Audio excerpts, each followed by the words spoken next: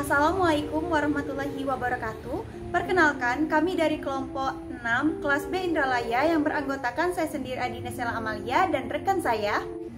Nama saya Luhur Tang Bima Nugraha. Saya Miftahul Karumi. Dan saya Ailis Inaya. Di sini kami akan menampilkan sebuah video. Selamat menyaksikan. Tujuan pembelajaran. Mahasiswa mampu bertanggung jawab untuk memahami glikogenesis dan glikogenolisis. Prosedur proyek. 1. Carilah dan pahami materi mengenai glikogenesis dan glikogenolisis. 2. Jelaskan tentang materi glikogenesis dan glikogenolisis. 3. Edit video dengan semenarik mungkin. Materi singkat. Glikogenesis adalah pembentukan atau biosintesis glikogen yang terjadi terutama di dalam hati dan otot. Glikogen atau gula otot merupakan cadangan makanan yang dibentuk dari molekul glukosa, hasil pencernaan makanan. Glukosa akan saling berikatan dengan ikatan alfa-1,4 glikosidik untuk membentuk glikogen. Glikogenolisis adalah pemecahan glikogen molekul menjadi glukosa, gula sederhana yang digunakan tubuh untuk menghasilkan energi. Glikogen pada dasarnya menyimpan energi dalam bentuk rantai panjang glukosa, dan glikogenolisis terjadi di sel otot dan sel hati ketika lebih banyak energi perlu diproduksi. Glikogenesis merupakan suatu proses pembentukan glikogen yang bersumber dari glukosa. Peningkatan gula darah yang terjadi akan memicu pankreas untuk mensekresikan hormon insulin yang menstimulasi penyimpanan glukosa dalam bentuk glikogen di dalam hati dan otot. Kehadiran insulin yang akan disekresikan pankreas akan menstimulasi enzim glikogen sintetase untuk memulai proses glikogenesis. Glikogen merupakan polisakarida kompleks yang terbentuk dari kondensasi residu-residu glukosa. Material utama untuk proses sintesis glikogen adalah uridin difosfat glukos. Glikogen yang disimpan di hati berfungsi sebagai bentuk cadangan energi yang sewaktu-waktu bisa dipecah untuk dimanfaatkan ketika asupan glukosa melalui pakan tidak mencukupi. Glikogenolisis adalah proses glikogen dipecah menjadi glukosa. Pemecahan glikogen menjadi glukosa didukung oleh aktivasi enzim glikogen fosforilase. Enzim ini mengkatalis proses hidrolisis ikatan 1,4 glikosidik glikogen. Breakdown glikogen ini menghasilkan glukosa 1-fosfat dan sedikit glukosa. Glukosa 1-fosfat kemudian dikonversi oleh fosfoglukomutase menjadi glukosa 6-fosfat. Dalam hal ini, memanfaatkan glikogen sebagai sumber energi. Glukosa 6-fosfat akan masuk ke jalur pentosa fosfat atau glikolisis. Proses glikosa 6-fosfat dari glikogen tidak melibatkan pengeluaran ATP, kecuali jika terjadi proses konversi residu glukosa menjadi glukosa 6-fosfat. Oleh karena itu, produksi energi dari glikogen pada dasarnya sedikit lebih efisien dibandingkan produksi energi dari glukosa. Sintesis glikogen terjadi setelah makan. Ketika kadar gula darah tinggi, telah lama diketahui bahwa konsumsi makanan berkarbohidrat serta diikuti oleh glikolisis hati. Tampak bahwa setiap penambahan satu glukosa pada glikogen dikatalisir oleh enzim glikogen sintase. Sekelompok glukosa dalam rangkaian linier dapat putus dari glikogen induknya dan berpindah tempat untuk membentuk cabang. Enzim yang berperan dalam tahap ini adalah enzim pembentukan cabang, branching enzim.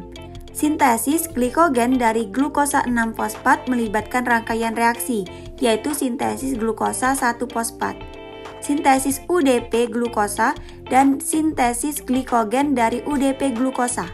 Degradasi glikogen memerlukan dua reaksi berikut. 1. Penghapusan glukosa non-reduksi dari ujung glikogen.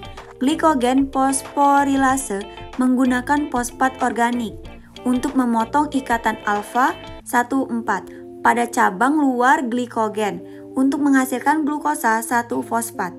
Glikogen fosforilase berhenti ketika mencapai 4 residu glukosa dari titik cabang. 2. Hidrolisis ikatan glikosidik alfa-1,6 pada titik cabang glikogen. Amilo alfa-1,6 glikosidase juga disebut enzim pemutus cabang, memulai penghilangan 1,6 titik cabang dengan mentransfer 3 terluar dari 4 residu glukosa yang melekat pada titik cabang ke ujung non-residu terdekat. Kemudian, pemutusan residu glukosa tunggal yang melekat pada setiap titik cabang. Metabolisme glikogen diatur dengan hati-hati untuk menghindari pemborosan energi. Baik sintesis dan degradasi dikendalikan melalui mekanisme kompleks yang melibatkan insulin, glukagon, dan epinefrin, serta regulator alosterik. Glukagon dilepaskan dari pankreas ketika kadar glukosa darah turun beberapa jam setelah makan. CAMP memperkuat sinyal glukagon asli yang meningkatkan tingkat CAMP intraseluler. CAMP memperkuat sinyal glukagon asli dan memulai kaskade fosforilasi yang mengarah pada aktivasi glikogen. Fosforilase bersama dengan sejumlah protein lainnya. Dalam hitungan detik, glikogenesis menyebabkan pelepasan glukosa ke dalam aliran darah.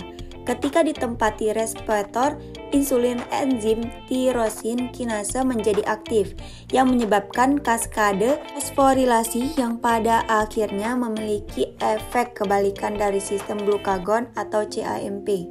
Enzim glikogenesis dihambat dan enzim glikogenesis diaktifkan. Insulin juga meningkatkan kecepatan pengambilan glukosa ke beberapa jenis sel target, tetapi tidak ke sel hati atau otak. Epinefrin memulai proses dengan mengaktifkan adenilat siklase di sel hati dan otot. Kalsium dan inositol trifosfat juga diyakini terlibat dalam aksi epinefrin. Peningkatan glukagon dilepaskan dari pankreas sebagai respon terhadap gula darah rendah, dan epinefrin dilepaskan dari kelenjar adrenal sebagai respon terhadap stres. Ke reseptor serumpunnya pada permukaan sel target memulai kaskade reaksi yang mengubah glikogen menjadi glukosa 1-fosfat dan menghambat glikogenesis. Insulin menghambat glikogenesis dan merangsang glikogenesis sebagian dengan menurunkan sintesis CAMP dan mengaktifkan fosfoprotein fosfatase. Kesimpulan. Adapun kesimpulan yang didapat pada materi ini ialah 1. Glikogenesis merupakan suatu proses pembentukan glikogen yang bersumber dari glukosa. Peningkatan gula darah yang terjadi akan memicu pankreas untuk mensekresikan hormon insulin yang menstimulasi penyimpanan glukosa dalam bentuk glikogen di dalam hati dan otot. 2. Glikogenolisis adalah proses glikogen dipecah menjadi glukosa. Pemecahan glikogen menjadi glukosa didukung oleh aktivitas enzim glikogen fosforilase. 3. Sintesis glikogen terjadi setelah makan, ketika kadar gula darah tinggi. Telah lama diketahui bahwa konsumsi makanan berkarbohidrat serta diikuti oleh glikogenesis hati. Sintesis glikogen dari glukosa 6-fosfat melibatkan rangkaian reaksi, yaitu sintesis glukosa 1-fosfat, sintesis UDP glukosa, dan sintesis glikogen dari UDP glukosa. 4.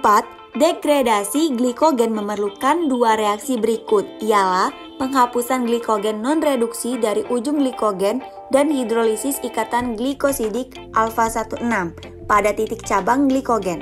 5. Metabolisme glikogen diatur dengan hati-hati untuk menghindari pemborosan energi. Baik sintesis dan degradasi dikendalikan melalui mekanisme kompleks yang melibatkan insulin, glukagon, dan epinefrin, serta regulator alosterik. Video dari kelompok kami ucapkan terima kasih. Kami tutup. Wassalamualaikum warahmatullahi wabarakatuh.